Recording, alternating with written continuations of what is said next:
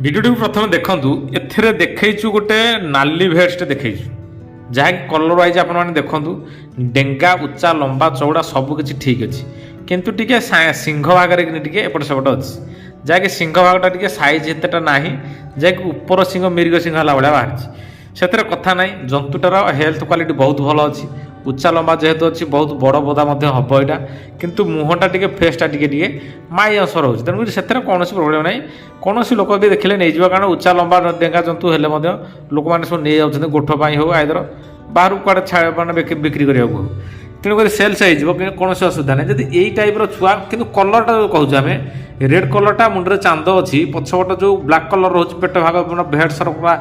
ଭେଟ୍ସର accurate ଭେଟ୍ସ ତ ନୁହଁ କିନ୍ତୁ ଆକୁରେଟ୍ ଭେଟ୍ସର ଯେଉଁ କଲର୍ ୱାଇଜ୍ ରହୁଛି ନାଲି ଭେଟ୍ସ ଭଳିଆ ତେଣୁକରି ଏଇ ଟାଇପ୍ର ଜନ୍ତୁ ଯଦି ଆପଣମାନଙ୍କ ଏରିଆରେ କି ଲକ୍ଷ୍ୟରେ କେଉଁଠି ଆସୁଛନ୍ତି ଆପଣଙ୍କ ଏରିଆରେ କିନି ତାହେଲେ ଆମ ସହିତ ଯୋଗାଯୋଗ କରନ୍ତୁ ଯାହାକି ଲୋକ ନେବାକୁ ଆଗ୍ରହୀ ଅଛନ୍ତି ନାଲି ଭେଟ୍ସ ମଧ୍ୟ ନେବାକୁ ଲୋକ ଆଗ୍ରହୀ ଅଛନ୍ତି ଆଉ ଯଦି ଛୋଟ ରୁମ ବାଲା ସରୁ ରୁମ ବାଲା ମିଳୁଛନ୍ତି କେଉଁଠି ମେଣ୍ଢା ତାହେଲେ ମଧ୍ୟ ଯୋଗାଯୋଗ କରନ୍ତୁ କାରଣ ସରୁ ରୁମ ବାଲା ବହୁତ ଲୋକ କଣ୍ଟାକ୍ଟ କରୁଛନ୍ତି ବର୍ତ୍ତମାନ।